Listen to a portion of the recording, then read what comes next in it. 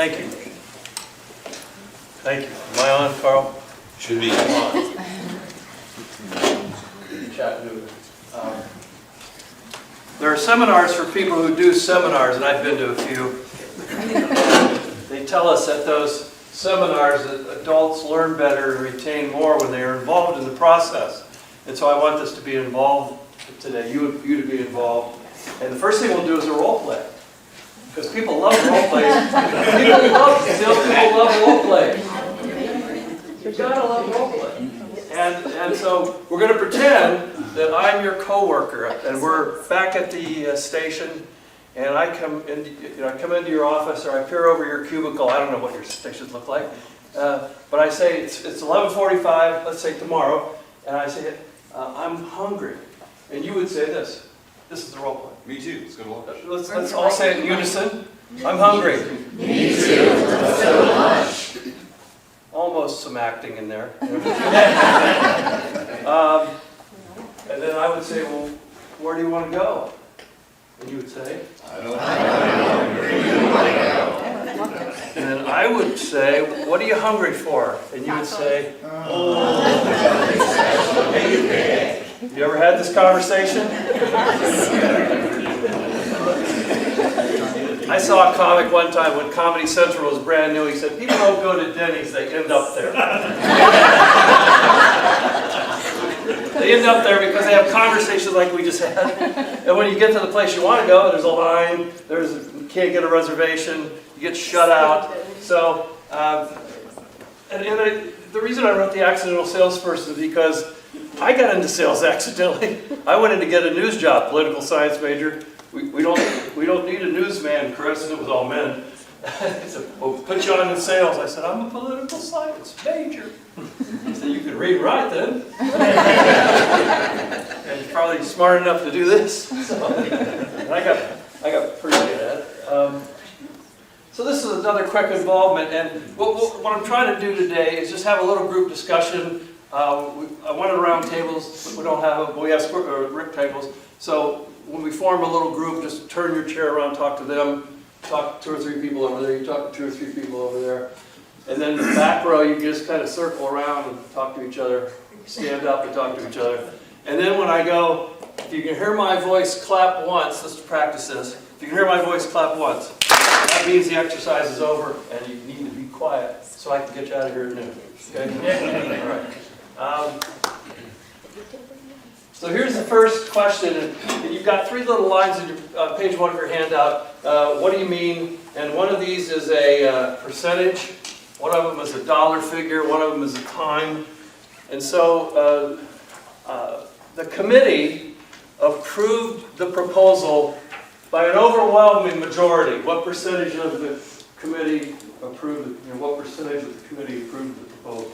It's an overwhelming majority. Just write down a percentage.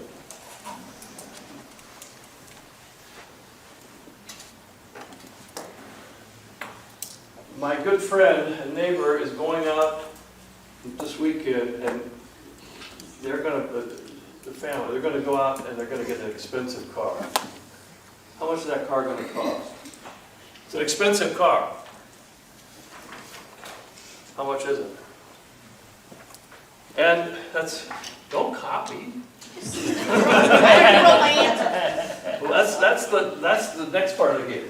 Okay, so the committee and the new car, and then the service writer at the dealership looks at your car and says, this is going to take a while. When do you get your car back?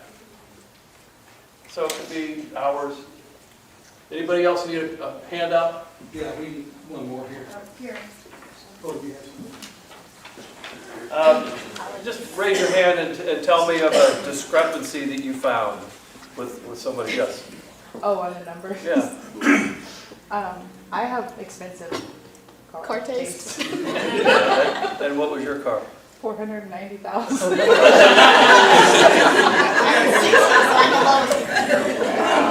What was yours?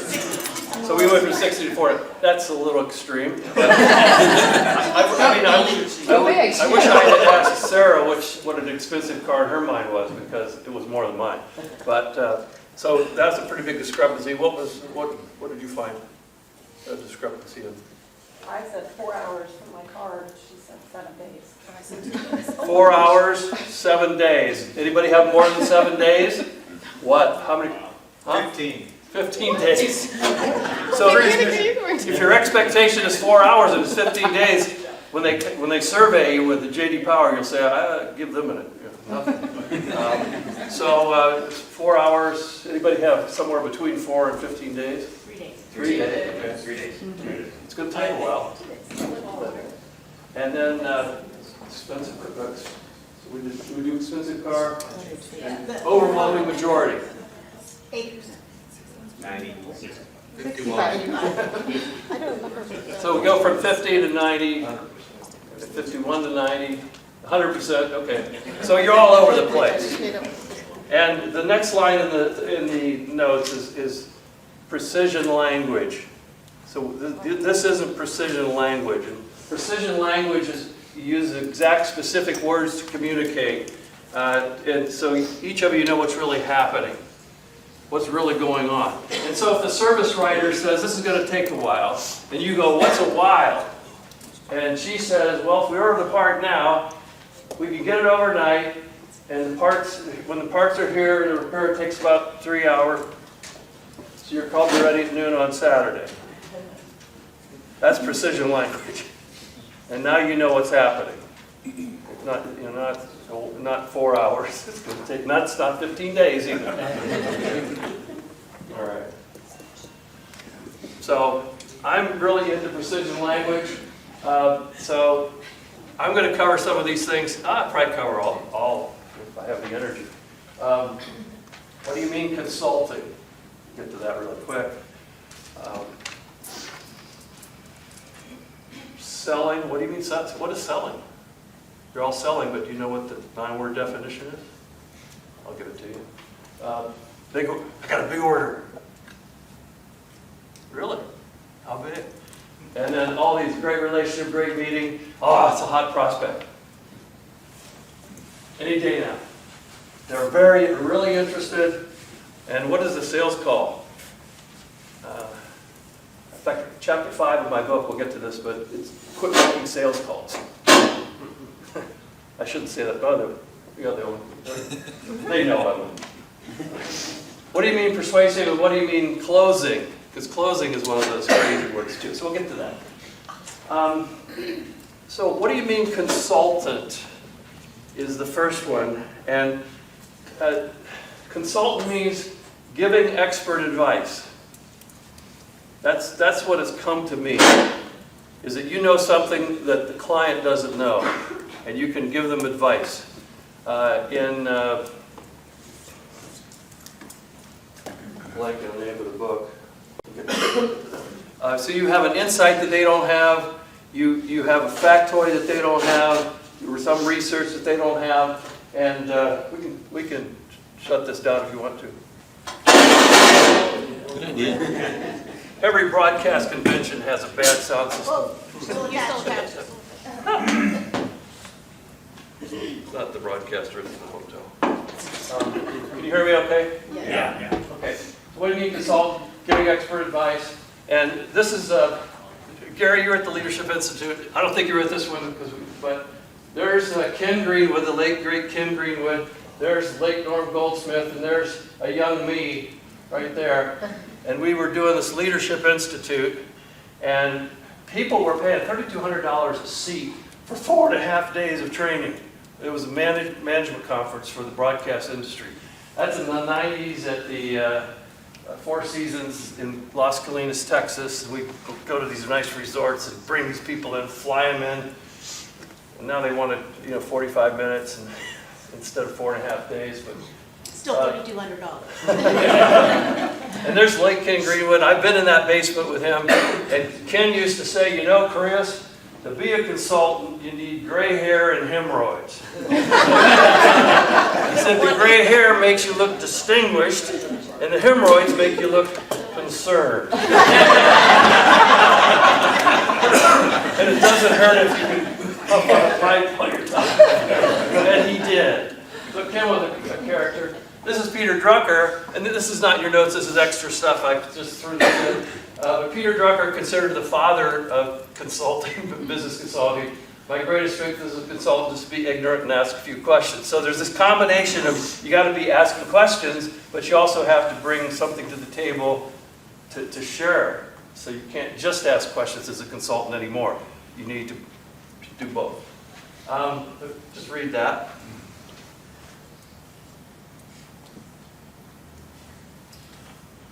That's the Webster definition. This is the etymology. Etymology. Came from the French.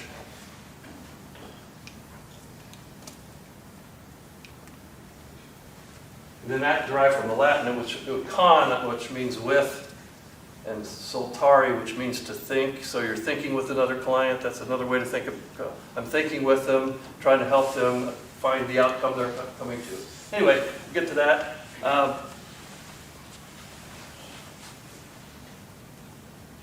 I quit talking to people on airplanes years ago, and I was a 100,000 mile United frequent flyer for 15 or 16 years in a row. 100K, got the card, always in first class.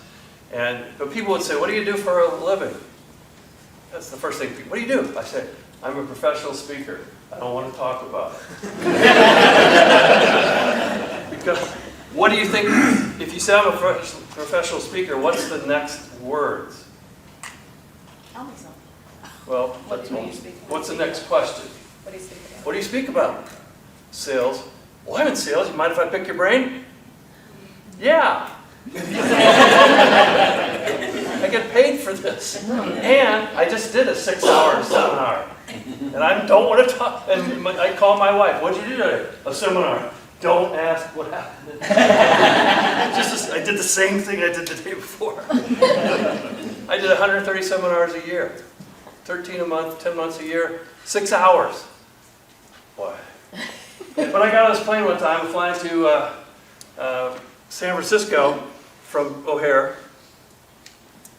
And this guy says, "What do you do?" I said, I speak on marketing. He said, "What do you do?" He said, "I'm retired." And about your age. Turn around so they can see your, about his age. And I said, "What did you do?" He said, "I developed a piece of software that managed inventories for Fortune 500 companies. So if you had a plant in Malaysia or in Mexico, you could see who had what parts. And we sold to the Fortune 500 companies. And now it's gotten so big that they may be, the chairman emeritus. They brought in some professional management." I said, "Do you mind if I pick your brain?"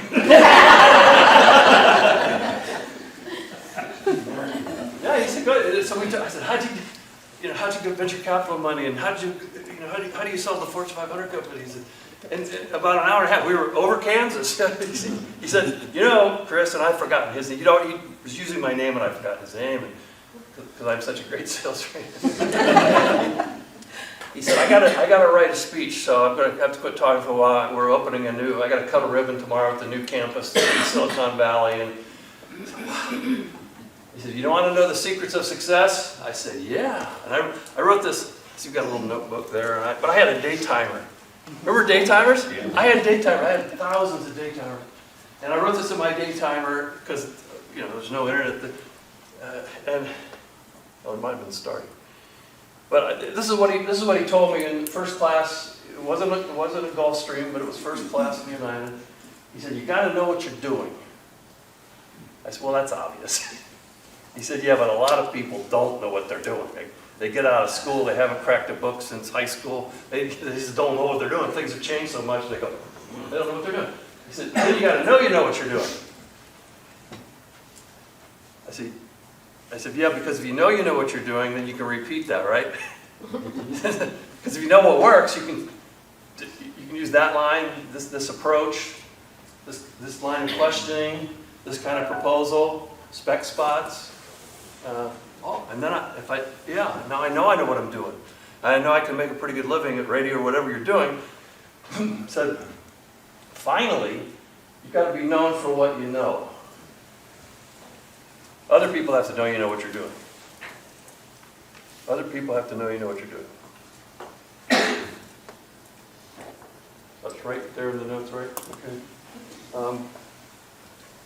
And then the rest of that is, when you're known for what you know, people come to you for help and advice, not just your lowest price. And that's where the margins come from. When you're known for what you know, people come to you for help and advice.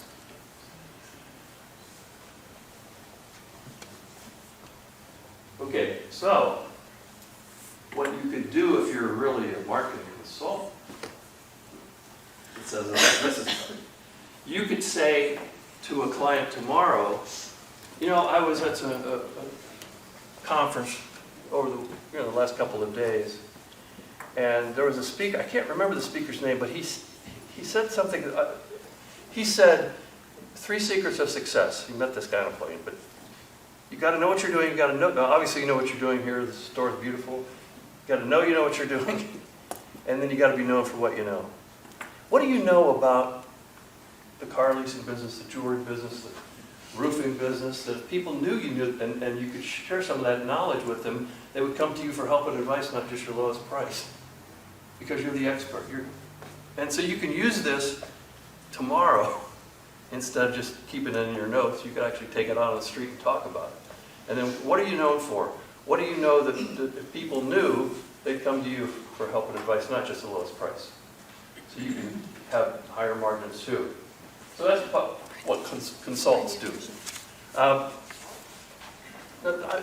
never taught this exactly the way I'm going to try to teach it this morning. I've talked about it with Sarah a little bit, but this is what happened, and I'll be 80 in 8 years, and so I'm probably the oldest guy in the room, and usually the oldest guy at the bar, I know that.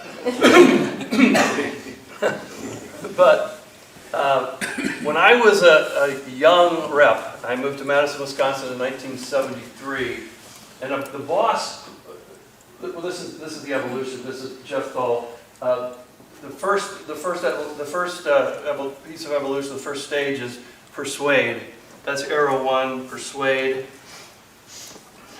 And my boss played this record in one of our sales meetings. You have the 10-minute trainer. We had 33 1/3 records. J. Douglas Edwards. J. Douglas Edwards was the sales trainer, and Tom Hopkins kind of followed him. And this is the 60s and early 70s. This is 1973. I hear this record. He's up in front of a group of life insurance salesmen. There weren't saleswomen. There are salespeople. We call them salesmen. And so this is the 60s, early 70s. And he said, "Gentlemen," I visualized him pacing on a big stage and a group of life insurance salespeople out there. "When you ask a closing question, shut up. Shut up. Because, gentlemen, when you ask a closing question, the next person who talks loses. It's still in our DNA. We're fighting for the sale. We win, they lose." Now, that was the 60s and early 70s. And then we got to this problem-solving stage. This is we go to solve problems instead of close deals and persuade people to do to bend to our will. This is we want to help them solve something problem. And this guy, now Larry Wilson, if you can read that, this is a cassette tape made in 1985 in Sydney, Australia. That's where he spoke at where he spoke, Sydney Entertainment Center. And Larry was Wilson Learning, founded Wilson Learning in Minneapolis. And here's the story I heard him tell. I don't know if it was on a cassette or a video, but I heard Larry Wilson talking about this. He took his kid to college at the University of Minnesota. Took his son to the first day of college, and the bookstore had a used book sale. And he found client-centered therapy. This is Carl Rogers for $1 on this table in 1965 or so. And he bought it, and he read it. And Carl Rogers was a therapist who said, you know, as therapists, we should get people to voice and talk about their own problems and come up with solutions themselves, so they own those solutions. And Larry Wilson then wrote, by the way, this is 1950, and the 70th anniversary was in 2020, so it's a 72-year-old book, 1950. I was born in 1950. So this is where Larry Wilson took off. And if you read that little description on the right in the sidebar, just please read that real quick.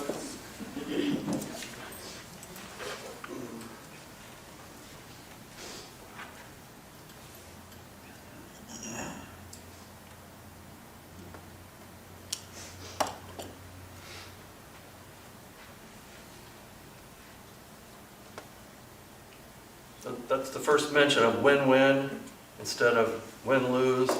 And that Larry started Wilson Learning, and they were competing with Xerox Learning.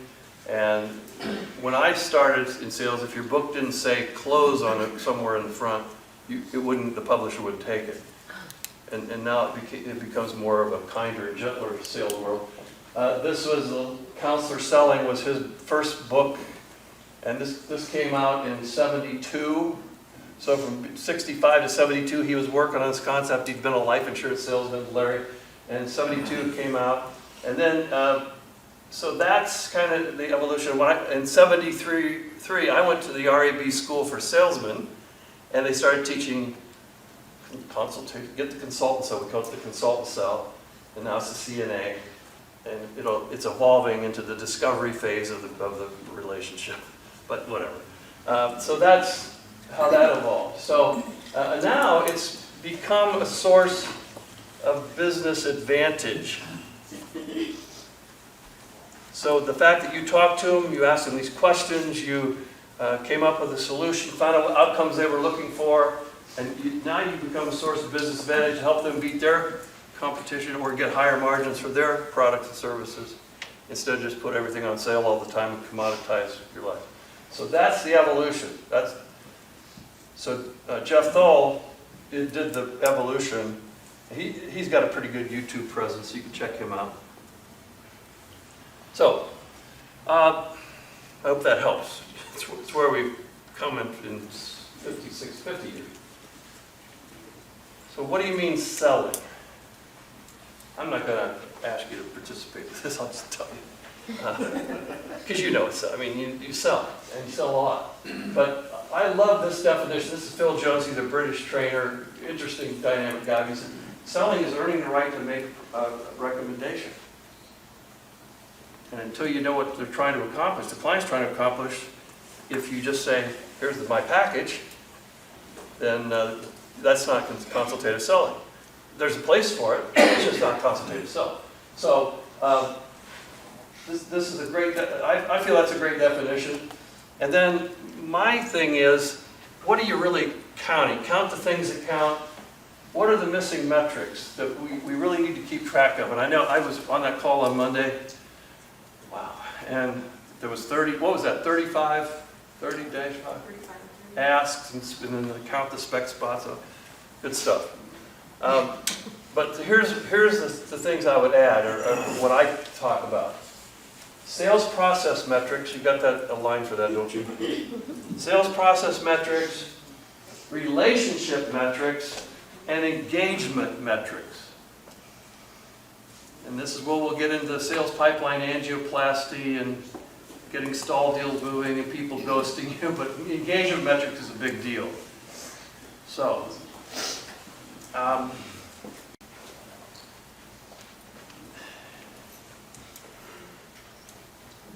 you know, we all have a sales process. You got to start somewhere, and you know, you've been in the market. You probably know everybody by now, but you can do prospecting. You get a referral. You dial the phone, walk in, get a first meeting, have the first meeting, conduct a needs analysis, write a proposal, make the proposal, confirm the order. Does that look familiar? You might add a few more steps, but boom, boom, boom. And I think of each one of those as an advance. Or I call it new business. Neil Rackham calls it advance to the next place where closing is appropriate, or a new business move. I made a move and got them closer to where closing is appropriate, closer to writing a proposal, closer to closing the sale. And then finally, it's, where was I going? That's sales process management. Okay, we'll get there. Seminar, I talk about, I got it. I must have been doing a webinar. So, what do you mean big order? It's somebody said, I got a $5,000 order. I got a $30,000 annual. But whatever. But what do you mean big order? What do you mean expensive car? Yeah, 30,000. That's 490,000. So this is the way dealerships look now, right? Car dealership waiting room is like a coffee bar, and you get all kinds of free stuff. And when I lived in Madison, I knew the ad agency that handled the coffee franchise, and they were telling me about Zimbrick Auto Group, which had a few stores, and they said their coffee budget at Zimbrick Auto Group is $35,000 a month. So when a radio station comes in with a $5,000 product, their heart doesn't beat. It doesn't. There's nothing. There's no emotion. And so you need to be thinking, look at what they're spending, look at all this money that they're spending, all this money they're bringing in, and ask for more than you think you can afford. what do you mean, what do you mean? I just ran this whole slide deck before I get. Okay, you don't have a great relationship, you don't have a business relationship until someone writes you a check. Okay. You say, well, I got a great relationship. I know their kid's name. Are they writing you a check? No. Well, then you have a nice personal relationship, but you don't have a business relationship. So what do you mean, great relationship, take it to the next level? I did a thing one time for Hunt's Wesson Tomato Sauce, $1 billion corporation, and they were like, it was the sales conference for them, and the CEO gets up and says, folks, I know you worked hard, but we got to take it to the next level. And people just go, oh, don't they know how hard I'm working? We need more. That's one of the management's favorite words, more. What didn't you understand about more? Seminar, I use the chart to look at the quality of the relationship. Could you just turn that down? There are level 1, 2, 3, and 4 relationships. Yeah, sorry about that.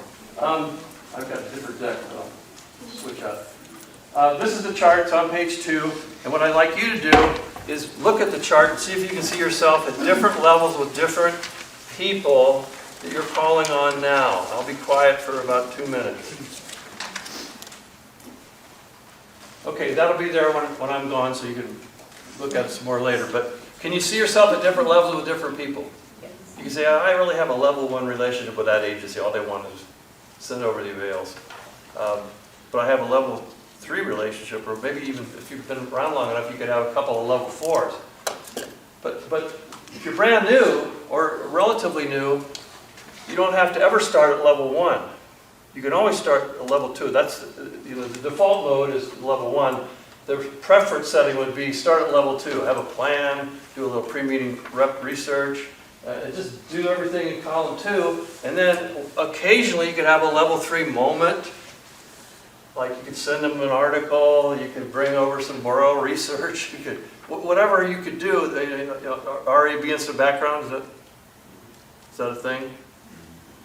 So I'm going to show you how to read an instant background, even though you think you know how. I'll show you a better way. So you can do all that stuff. Bring them a factoid, bring them something to talk about, and I'll show you how to do some real quick market research. So that's that. But understand that when you're just bringing product literature packages, you're level 1, and I wrote The Accidental Salesperson, and I thought I was level 4 because I wrote the book. And at the Leadership Institute, we used to teach, well, you have level 1 sellers, level 2, level 3, and we call them novice, learner, and we taught you professional. But then, so I'm got to be the top because I wrote the book.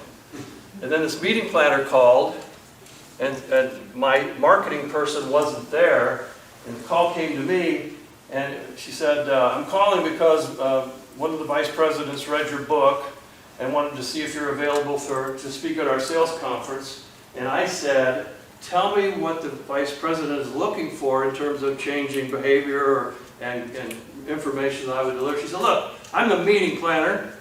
I'm going to look at 7 videos and I'm going to pick 2 people. You want to play? And I said, yeah. Yes. She said, send me your videos, send me your marketing materials, and I'll pick 2. I never got the gig. But when I was over there in my mailroom putting together this packet, and I said, I had a level 1 meeting with that person, and I wrote the book. And so I quit labeling salespeople level 1, and I started labeling relationships level 1, 2, 3, 4. And it's because you could be level 1 in the morning, and you could be level 3 in the afternoon with the person that let you in and the person you've convinced that you know they're worth talking to. So it's fluid. All right. The point is here at the bottom of the page, the quality of every meeting and relationship is measurable. And let me ask you this. If you made 5 level 2 calls, that would be better than making 10 level 1 calls. You'll sell more. Because there's a quality component. If you're just doing level 1, make more calls. But if you're doing level 2, having level 3 moments, you're going to have a higher quality and a bigger dollar amount coming out of those. So think about that. I'm not saying make fewer calls, but consider the quality of the meeting too. The last conversation is the relationship. I think that quote's from Susan Scott, who wrote Fierce Conversations. Pretty good book. The last conversation is the relationship because they don't think of you when you've left. Because they got people got a minute. Their employees are coming in. They're getting emails. They're getting texts. Customers are waiting on customers, and that's it. And the greatest thing to hope for is somebody says at night at dinner, I had a really interesting meeting with a sales rep from the radio station. And I learned a couple of things from that. That's all you could hope for. Now, top of page 3. I'd like you to take a moment and think about what are 5 things, and if you can't come up with 5, come up with 2. But what can I do with this chart instead of leaving it in this handout? What can I do with it? How can I put this into action tomorrow? What can I do? So just make a couple notes. I'll give you a minute. Okay, the thing they teach you in seminar school is all of us are smarter than one of us. So I'd like to hear from 7 people something you wrote down, one thing you wrote down that you're happy you think you might do. So and if you don't raise your hand, I'll point. So it's always good to volunteer. Please, thank you. Set goals on how to move relationships to the next level. Yeah, so you grade the relationships you have, set a goal to upgrade them, grade them, upgrade them. Good idea. Especially your top 10, or don't try to do everybody. But That's one of my own. yeah. He just told me to give you one. Another. What do you got? Ask better questions in one-on-ones. Better prepared questions? Oh, yeah, okay. And you're referring to the chart, and I said, look at it. Yeah, put it above your desk, and, wall of your cubicle, whatever. Hang it up. That's 3. I need 7. And more time preparing for each meeting. More time preparing for the meeting, or learn how to prepare really fast and better than you've ever done before. And I'm going to help you with that. But yeah, so better pre-meeting prep, whether it's time or just higher quality pre-meeting prep. Very important.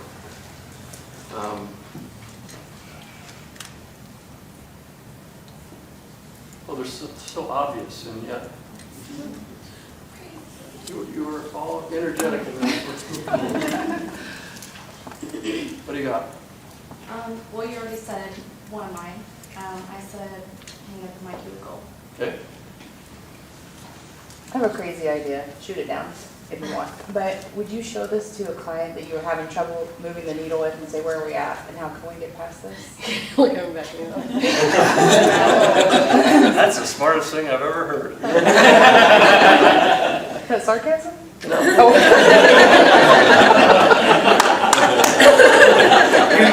Where are we at?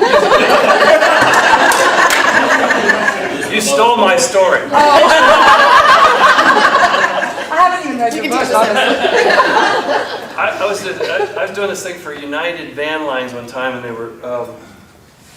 It was the executive relocation department of United Van Lines, and this guy says, he said, Chris, I got to tell you a story. I read your book, The Accidental Salesperson. I got the chart. I brought it into this guy, and I said, what kind of relationship do you want to have with me? He said, because I've got things I could bring to the table that will really help you, but you're making me do this level 1 stuff. You won't let me in. So I just want you to look at this and tell me what kind of relationship you want to have. And the guy says, you want to do it right now? He said, no, I'll be back in a couple of weeks. But I want you, he said, it changed everything. Shared it with the client. This is what I could do for you. This is what you're letting me do. And obviously, and another thing, let me add one more thing, 'cause that's a great idea. Does they have a sales team? They have salespeople? Take it to them, take the client, hey, why don't we use this in a sales meeting? I just got back from a conference, and this is a chart, and we graded these relationships we were having with people and how we can improve our relationships and our margins. Maybe this will help you. Not everybody, you won't give it to everybody, but why not? Okay, great meeting. Oh, it was a great meeting. So the number of people, next line down, I think, the number of people, this is engagement metrics, who have you on their calendars for a next step is a leading indicator of performance. Is the leading indicator of performance. So we talked a little bit about on Monday about getting ghosted and that sort of thing. But if you ask them for a calendar meeting, can we get this on both of our calendars, then you have engagement. And so salespeople do get hooked on hopium. And oh, they're going to buy. They're really interested. I got a lot of good vibes, buying signals. This is a story about Michael. And Michael, I had a new online course, and it was selling about $3,200 per person back in the day, and it was selling. And I'd just written the book, and so I was doing a lot of work outside of radio. And Michael drove from our Madison office up to Stevens Point. It was 112 and a half miles, and he drove back. That makes it a 225-mile sales call. And he's coming in about 4:30 from his trip, and he's got his briefcase, and he's got his head down. And I said, Michael, come on in here. We'll debrief that meeting up in Stevens Point. I said, how'd it go? He said, it was great. I said, well, open your briefcase. There must be an order in there. That's what I mean by great meeting. What do you mean by great meeting? Well, he said, well, we talked for an hour and a half. Oh, he didn't get thrown out? That's always good. That's good. And he loved the chart. He said, I got too many level 1 people. Because that's how we would take the chart in and say, got any people in level 1? You're leaving money on the table. And this course will upgrade them. Oh, better buy that. He loved the chart. He loves the fact that it's online because he's got sellers all over the country. I said, how many sellers? He said, 36, but he's going to have one in every state by the end of the year. 50. And now I'm going 3,200, 50, 150. Nice pipeline addition. Of course, finally I said, okay, this is a big opportunity. What's the next step? Because I always ask, what's the next step? And if you're a sales manager, you've got to say, what's the next step until you can't stand saying it anymore, and that's when people start asking it to themselves. What's the next step? And Michael said on October 2nd, he said, he wants me to call him in the spring. I said, okay. Spring is 92 days long. Is there a day in spring he wants you to? No, he just wants me to call him in the spring.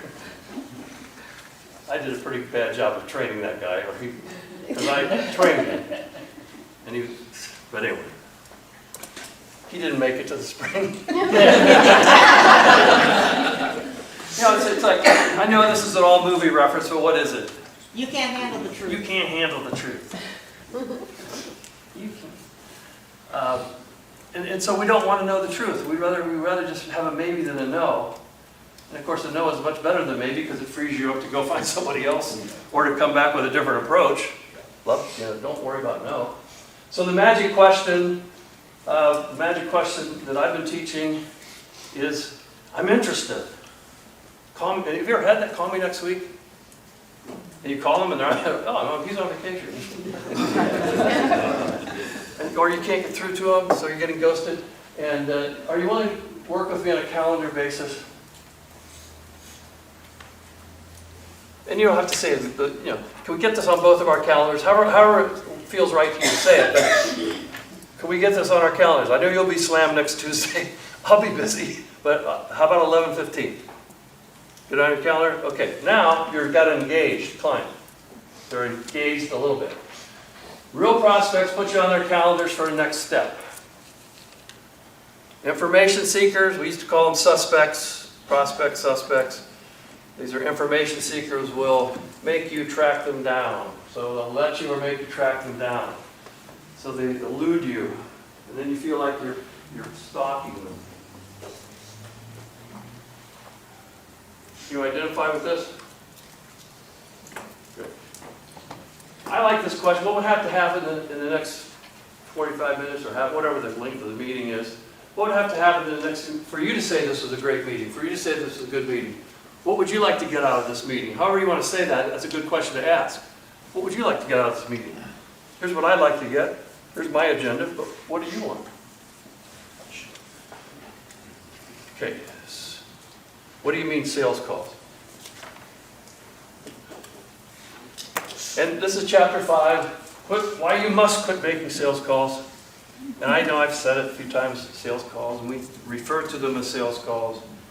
But I like this idea of scheduled sales conversations.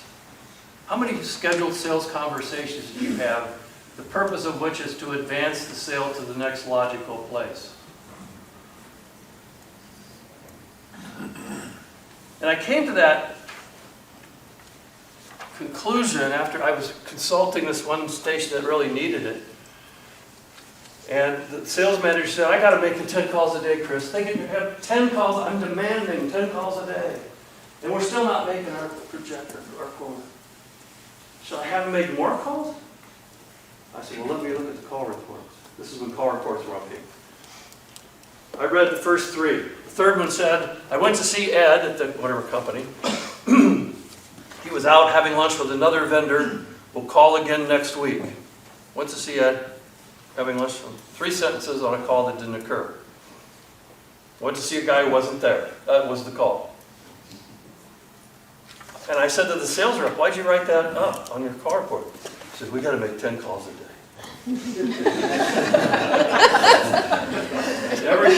Everything I do is a call. I said, if you call someone up and get a busy signal, yeah.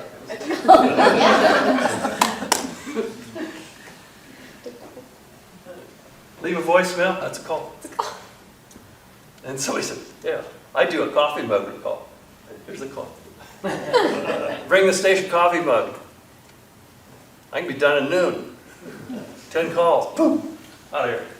So if everything you do is a call instead of a scheduled sales conversation, that is the purpose of which is to advance the sale to the next step, I like that term. I invented it, it's never caught on. Few people refer to it, but think about it. This is what we talked about in the Monday call. And people are, there's the stench, Kurt. And sales pipeline angioplasty, it's the skill of getting stalled deals moving and dead deals out of your pipeline. Is that in the notes? Yes. Good. Okay. And I love that picture. I do. It's eye stock, but it's still good. So they're ghosting you. And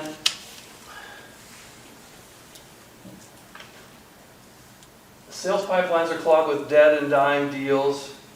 You get a lot of activity and fewer closes coming through the funnel, the pipeline. And this was research from Chief Sales Officer Insights. And it was a website, and it was almost a magazine at one point, or a periodical type thing. But they interviewed 1,400 chief sales officers in small, medium, and large companies, and they said 90% of the deals don't close when they're projected to close. Across the board. Even if it's a sure thing. And even, 75% certain it's going to close. 54% don't close at all. And then 30% go to the competitor, 24% go to the dreaded no decision. So that was the research. It doesn't have to be that for you, it's a guideline.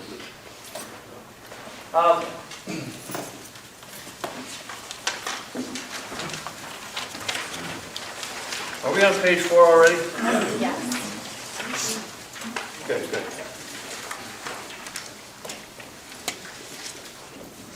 So, quick question is my subject line. And I looked at it the other day. I looked it up, and somebody had written a blog post. A quick question is getting to be a cliche, and you shouldn't use it unless you're going to just ask them one question. And there's another one, if you just want to make a note of this. Closing the loop is another good way if somebody's ghosting you. Closing the loop. And you could say, since I haven't heard from you, I'm assuming that you've gone with a different direction. Just know that I'm here to help when I can. And then they'll say, well, no, we didn't go with anybody else. We've just been really busy. But that's called closing the loop. And so if you want to get a script of that, I'll send it to you. And this is my magic email. And this Cliff was ghosting me, I thought. So I have you on my waiting for list of people I'm expecting to hear back from. Am I still on your radar? So that was my quick question email. Am I still on your radar? And a waiting for list is an idea from David Allen's book, Getting Things Done. And so you have a list of actions you got to take, a to-do list, but then if someone owes you an email back, or there's a contract you're going to get signed, or a payment that it hasn't come in, you put it on your waiting for list, and if it hasn't come in a few days, you go back and try again. So I have you on my waiting for list, people I expect to hear back from. Am I still on your radar? Sarah McCann, my partner and wife, adds, you're still on mine. And then send it. And I taught this on 4 continents, and people always say, that really works. So, is that new for any of you? Yeah. Yeah. Not everybody. I've been teaching this for a few years, so. That's the radar email. Try it. Think of 2 or 3 people who you're not hearing back from, and try the magic email or closing the loop. They both work.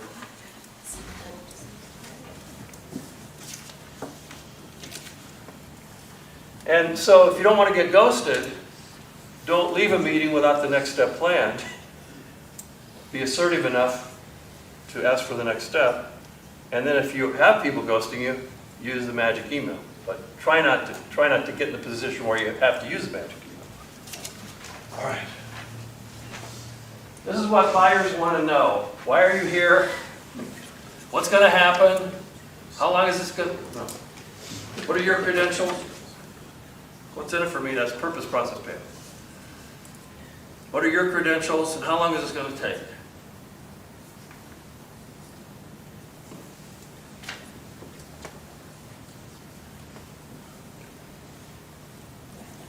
I don't go to a movie. I don't go to a theater. I don't buy a theater ticket until I look at how long is this play. Is it gonna be, am I gonna be driving home at 11? Can I stay up that late? Yeah. I missed it. I was writing other stuff down. Would you answer the prospects 5? What, earlier in the meeting? Unasked. Maybe I didn't say that. I think I did. These are unasked questions. These are what they wondered. What, no. Unasked questions. Why are you here? What's going to happen? What's in it for me? What are your credentials? How long is this going to take? It's a, you know, you ever had a client take a call while you're in there selling? Okay, it's worse when they make outgoing calls. You've lost it at that point. And that's what is this going to end? You know? That would be horrible. So if you can get to these things, and you know, you walk in, here's my agenda, here's what I want to accomplish, here's how long it's going to take. If you can get these things in the first couple of minutes, then they kind of relax and agree or disagree, but at least they know what's going to happen. Now these are the 10 dislikes. If you just avoid them, just avoid the 10, you'll stand out in the market like, wow, this person's great. And just read the last, 4 through 10. I think 10's important. You ever promise somebody, I'll send you some information, then you get back, who did I promise what? Yeah. And then, I didn't do anything, and you just forget. So if you make promises, write them down, and by the end of the day, get them done. It's pretty easy, but lack of product knowledge. Here's the top 3. Lack of preparation, lack of interest or purpose, over-aggressiveness and failure to listen,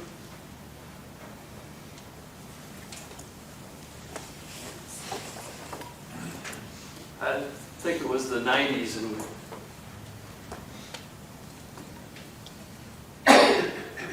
late 90s, early 2000s. And we were in Madison, in our Madison office, and the biggest bank, we were working with a community bank, and the biggest bank in Wisconsin, or at least a representative from it, calls and said, I'd like to meet with you to talk about your business banking needs. I said, wow, M&I Bank wants to meet with them. And they're not, they've been acquired by now, but and we cleaned up the office. We said, everybody wear business dress. We went to Panera and got rolls and coffee. And this guy walks in and says, what do you do here anyway? And I said, you haven't looked at my new $100,000 website, have you? We teach salespeople how to prepare for meetings. It wasn't a very long call, meeting, and he didn't get our banking business. But it was so level 1, I said, this is the biggest thing. They could just train somebody to do a little pre-meeting planning. What do you do here? So if the number 1 buyer dislike is what? Lack of preparation? This is the magic phrase. In preparing for this meeting, I looked at your website, I read an article online, I got this, found out this, I went to the REB Institute background and got some information from your industry, and I want to share some things with you. Whoa, you did? So if you do something, tell them you did it. Don't just show up. I remember I was doing this correspondence course thing, and I got this assignment back, and the woman had written a proposal for a car dealer. And she walks in with this proposal she's worked on, and he says, oh, it's you, I don't really have time right now. And she said, I worked on this proposal for 3.5 hours over 2 nights. He said, come on in and sit down. But if she hadn't said that, she'd wondered, oh, he's such a mean guy. Just stand up to him. Now, I can go, but I really worked hard on it. So tell them what you did when they're not looking. They don't know what you're doing for them when you're not there, and how you care about them, think about them. Tell them. Socrates allegedly said this, I can't teach people anything, I can only get them to think. And so I want to get you to think for a little bit. And the thing I want you to think about is what is selling like when you're at your best? What is selling like when you're at your best? How do you feel when you're at your best? How do you behave? This is hard for most people because maybe you gesture more. And if I were looking through a two-way mirror, one-way mirror, two-way mirror, I could see you a little more excited, gesture, your body language may be different. And then how do the clients react to you when you're at your best? Those 3 questions. And what I'd like you to do is talk as a group with 2 or 3 or 4 people in the group, up to 5, and just go around and say, this is what I feel like when I'm at my best. This is how I act when I'm at my best. This is what clients do when I'm at my best. And share that with other people and hear what their stories are. You've got 5 minutes to do this. We'll see if it pull it off. What were 1 or 2 of the feelings when you're at your best? Confident. I feel accomplished when I'm at my best. Not tired. Energized is a way to say that. I'm not tired. I'm alert. Okay. Positivity. I'm relaxed. And energized? Could be. I'm relaxed too. Huh? I'm relaxed too. Relaxed? Knowledgeable. No, I seem to say the right things when I'm at my best. The right things come out of my mouth. I feel smart, isn't it? Yeah. And how do you behave? What would you say about that? Kind of. Confidently. You're kinder?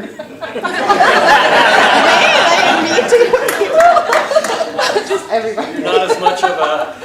Yeah. I'm listening and I'm taking notes for the answers I need to get for them that I don't have. I'm listening better, so listening. Taking notes. So the being prepared allows you to be there, and if you know you're helping a client, Yeah? there's just something about that, you're there to help them, and you're prepared to help them. Yeah. And that shows somehow. Yeah. How? I feel confident, not Yeah. tired. I'm looking at the behavior. You said I'm there for them. We need verbs, people. Huh? Verbs. What do you do? So you're in the moment with them. You're not worried about what's going to happen 10 minutes from now. Is that fair? So I'm just present. Not nervous. Not nervous. So maybe it's like Darren Steenberg is a little more swagger. I'm here. I got this. Yeah. So there's that piece of it. You know, you stand taller, eye contact. You're not unsure of your words. There's no up talking or ums. All that stuff. And how do the clients react when you're at your best? You also want to do it again. Yeah. Yeah, you want to, No, it's real good today, but I can do 5 or 6 of these in a row. let's have another one. Yeah. There is some kind of gratification of really doing a good meeting. How do the clients react to you? They feed off of you. So they feed off of you. So when you walk through there and you're at your best and you're smiling, and they directly feed off of you. So they kind of act how you. They can mirror you, or they Yeah. they let their guard down, meaning They're more relaxed if they see that you're prepared. and they're relaxed, maybe to reveal a little bit more. Yeah. They're also interested and appreciative. Yeah. They get into the meeting. They're not fidgety. Right, making that call. Rushing you out the door. I like their dance partner. Yeah. So it's we're together. And I've heard people say, you know, they're asking questions. They're asking me questions. I'm asking them questions. They're revealing things. Give me more time, maybe. They buy too. That's Yeah, right. yeah. So. All right. Was that worth 4 minutes?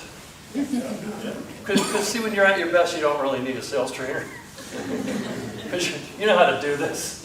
It's just you don't do it all the time. So it's getting in that zone and where do I put things?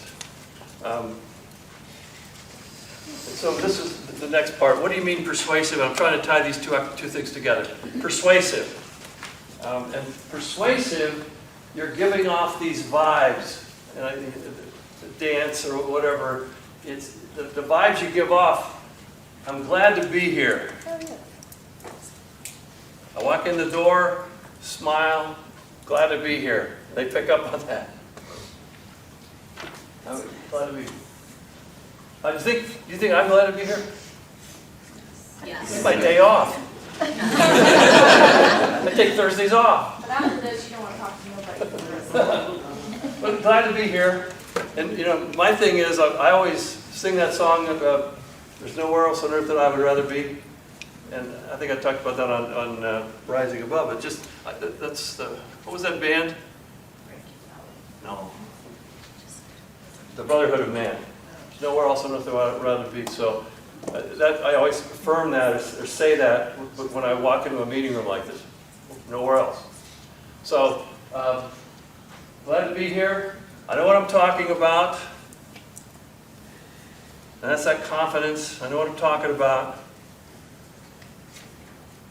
And then, you said, I want to do it again. Because I love what I'm doing. I love it. So,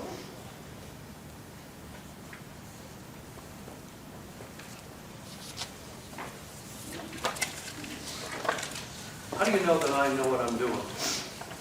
You act like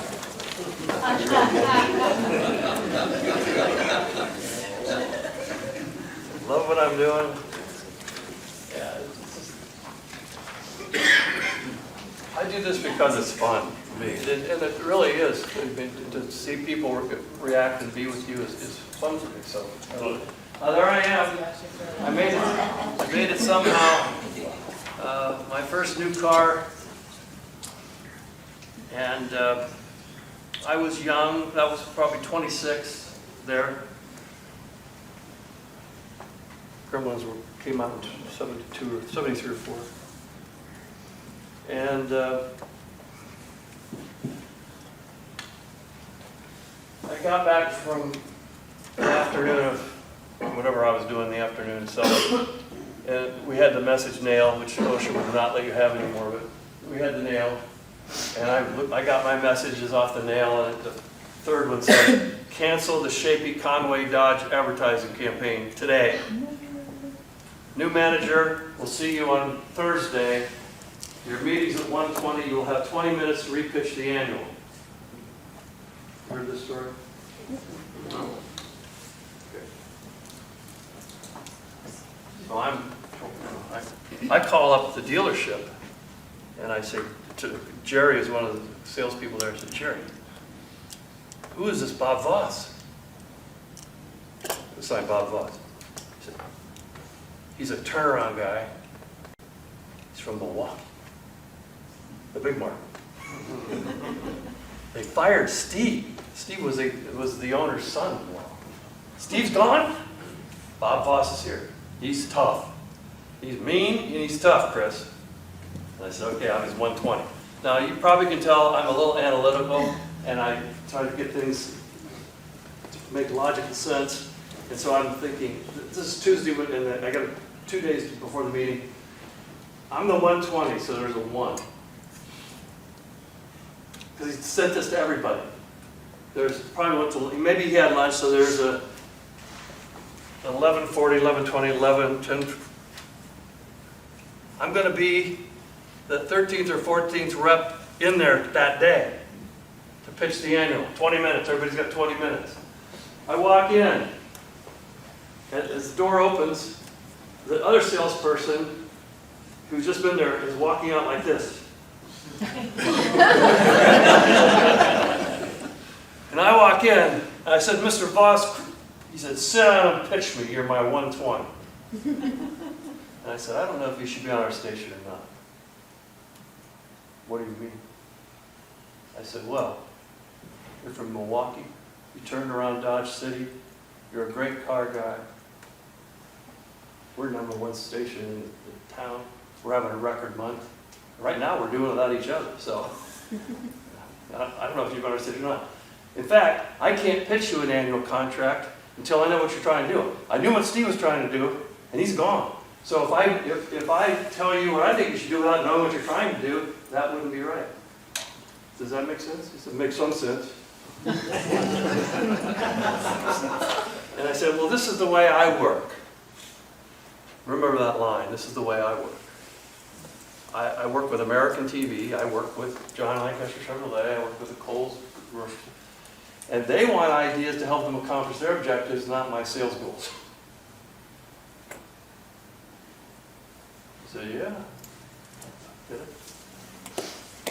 Because I want to be in a position to make an intelligent proposal to you and not just pitch my spot. He said, yeah. I said, Mr. Voss? He said, call me Bob. I said, Bob? And I gestured to his credenza with 12 or 13 or 14 media kits on it, with annual proposals. I said, have you had an intelligent presentation so far today? And he goes, Chris, this has been the most boring day of my life. I said, well, Bob, why don't we talk about, he said, let me bring, somebody else said, it was his oldest son, and we started talking about van conversions and Landau roofs and all that crap in the 70s. But at the end, I look at my watch, it's 1:20. It's an hour and 20 minutes that I've been in there. And I said, well, Bob, I'll be back next week. And we walk out the door, and there's 5 reps in the lobby waiting. And I said, Bob, I'll see you next week. He said, thanks, son. He patted me on the shoulder. And I walk out and said, good luck, everyone.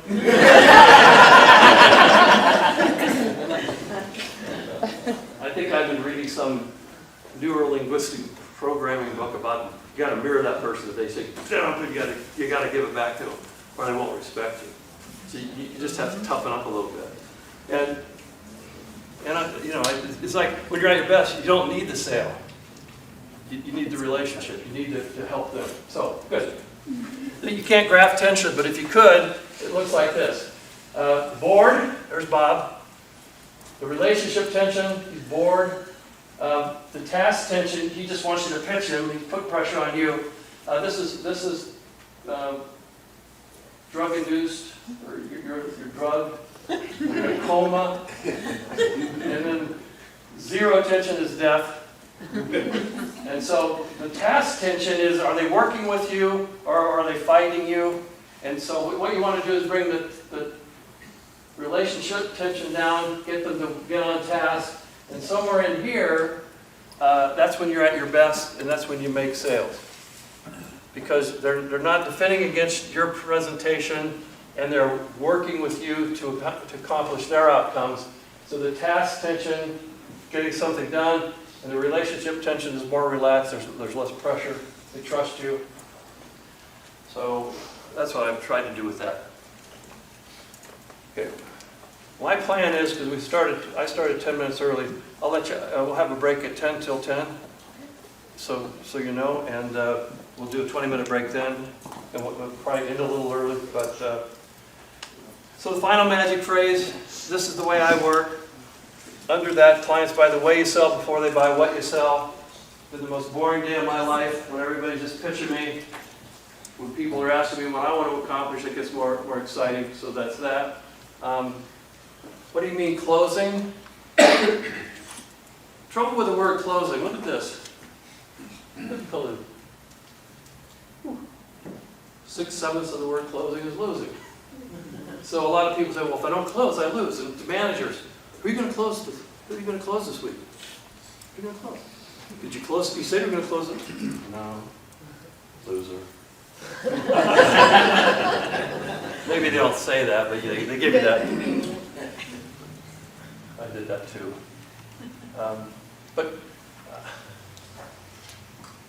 There was a speaker named Alan Simberg. You ever see him at the Marketing Leadership Conference? He starts off, he's an old guy, starts off real boring, but he's a great public speaker. It's long gone now, he died at about 93, still speaking. And he said, if you walk in to a buyer's office with nothing, and you walk out with nothing, you didn't lose, you broke even. So, if you didn't ask for the business, you're a loser. But if you asked and you didn't get it, you broke even. And if you believe that, do you know how much more powerful you'd be? I can't lose. If I ask, I can only break even or win. Can't lose. But if I don't ask, I'm a loser. So it's not always appropriate to ask for the business, but ask for the next step. Ask for whatever you need before you leave. And have a backup position for what it is if they say no to that. Get to that in a second. Okay, so closing really means opening the business relationship, doesn't it? Because now they're writing you checks. So I'm not closing you, I'm opening a business relationship with you. Confirm the order. We've been working for the last couple of weeks. Let's confirm this work. Implement the strategy.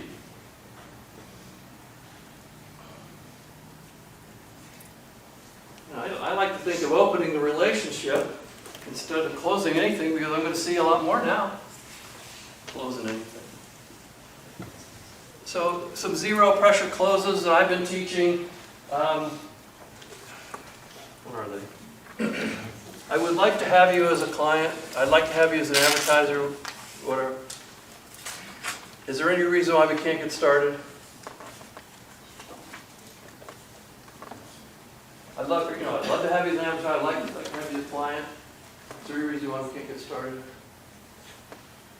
And that's the no that means yes. If they go, well, no. So we can get started. There's no reason why we can't get started. So that's a little bit of a manipulative old school close, but it still works. And I like this one. What would you like me to do next? You seem interested. What would you like me to do next? So now you've taken all the pressure off. They tell you what to do. Well, I guess we could write it up, huh? Is that what you want me to do, write it up? You want me to write it? Yeah, write it up. If you're selling to a marketing person who's not really the final decision maker, after you bless us, what happens? Where does this go after you? Where do you take it? And then if they say, oh, I take it to the boss, can I go with you? Because your 30-minute presentation becomes a 3-minute presentation when it's delivered by someone else. Have you all heard of the perfect close? Huh? Perfect close this is this guy. He reminds me of a young me, James Muir. He's a disciple of Neil Rackham, who talks about advances. And the perfect close, and does it make sense to do, is that in your notes? Yes. Good. Does it make sense to do X? So it could be, does it make sense to get this started? No. And then what you got to do is, if they say no, you got to figure out a good next step. So, and you can go to theperfectclose or to jamesmuir.com and just download his thing. It looks like this. But if they say yes, then you've got an advance. And if they say no, then you've got to do this. And you could say something like this. Clients at this stage usually come up to the station. We record a commercial or two. Then they can hear what's going to happen. And then they can say yes to that or in the proposal or say no. Does it make sense to go up to the station and record a couple of commercials, see what they sound like? Yeah, that makes sense. So now you've advanced. Or no. I don't want to do that. Okay, well what does make sense? So you have a fallback position. You know what you want. If they say no, you got a fallback, and then the third thing is, well, what does make sense at this point? So you never ask them to do anything. You just say, does this make sense? Does this make sense? Pretty good. I missed one. Huh? I missed on the scale of 1 to 10. Did I forget that? I might have missed it. I missed it. I missed it. I missed it. Thanks for catching that. This is on the Instant Trainer Network, the 10-minute trainer network. It's, you know, Jane, on a 1 to 10 scale, 10 meaning you're ready to go, and 1 meaning you're not interested in this at all. Where do you stand? On a 1 to 10 scale, where are you? And let's say Jane says, you know, oh, right now I'm just a 4.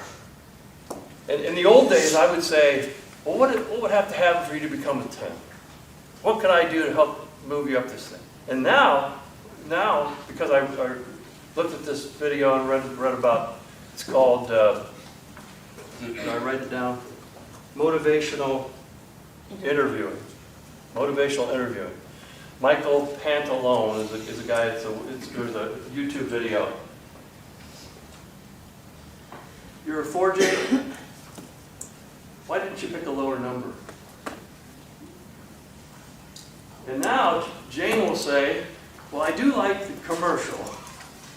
And I know I need to do something, but I'm just not sure about it. And so you ask a question, and now you can reflect. So you do like the commercial, and but what are you worried about? And then you have a conversation. You reflect back what she says after you inquired, and then present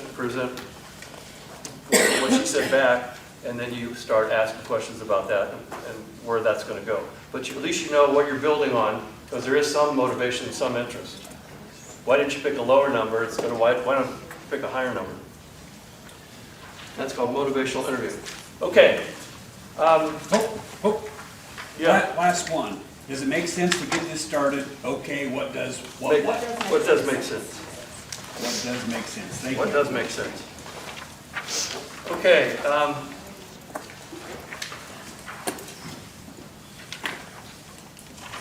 I'd like to just hear from 4 or 5 people what stands out to you that you could actually put into action from this first building relationships or competitors against you.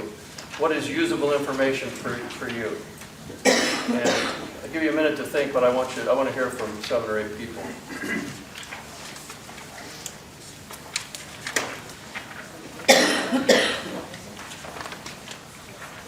I like the zero pressure closes. I would like to have you as a client. Yeah. As long as I've been doing sales, I've never used that. You got a better? Is there a better one that you use? I need to feed my family. Sympathy close. Good. I'm glad you like that. Just say what you want. It's not pressure or anything. I like it. I'm not sure you should be on my station. Yeah, I'm not sure. I don't know if there's a set or not. Let's find out. Closing the loop. Closing the loop email? Yeah. Yeah, I like that at some point. It's not mine, but I like it. I love that one. And in preparation for this meeting. Yeah. Preparing for this meeting, just tell 2 or 3 things. Worked hard for you. I like how you open with the percentages, how much of the car, and because it makes us think about perspective and think about what the other person's answering, how the conversation's going, and gives you an idea a little more where they may stand. Your rates are too high. Yeah. Compared to what? No, the way to answer that is when you say when you say too high, what that means. Well, I can get rid, $25 here. You're charging me. I said, so now you find out you got a $5 rate difference instead of a $25, $30 rate difference. So, what do you mean? Yeah, what do you mean too high? But Chris, you told me a pin story yesterday. What story? The difference between the pins and signing your name. That goes into what John's talking about right there. Tell that story. Yeah, a friend of mine named Dick Harlow is a mentor to this guy. He wrote a book about this, but Dick started a sales meeting and said, here's a big pen. How much does this cost? He goes, oh, it's 50 cents. You get a 10-pack for $5 or something. And he said, I want you to take this pen and write your name on a piece of paper. And he said, this is, and after everybody did it, he said, this is a Mont Blanc pen. mine, cost $125. Now they're $540. And he said, take this pen and sign your name under the name you just signed. And look at those two signatures. Is there any difference? Is there any difference in the functionality between the Mont Blanc? Well, it's a little bit better balanced and heavier. But is there any real difference in, you got a signature, can you tell the difference what pen wrote it? No. Did you write any better with the Mont Blanc? No. So why is this worth $100 and that's worth 50 cents? He says, it's the presentation. This comes in a silk bag, in a case, with a lid, and it makes you feel good when you write something with it. For all those reasons, it's the presentation. And the way we differentiate our station and make it more valuable is by our presentation. We have a clean car. Are we prepared? How do we greet the client? And he said, but from now on, you're all going to have a Mont Blanc pen. He got a box of Mont Blanc that gave to everybody on the team. Because the next time somebody signs an order, they're going to do it with this pen. So he's trying to make it, we got to be different. Just, did I tell that right? It's all right. I want to. So those are some things you can use. Are you willing to work within a calendar basis? Remember to think advance. For me, that's important. And I want to go to start this advanced consulting skills for broadcast advertising salespeople, and if you're selling digital, same thing. And we're going to go to the top of page. What is that? 6 already.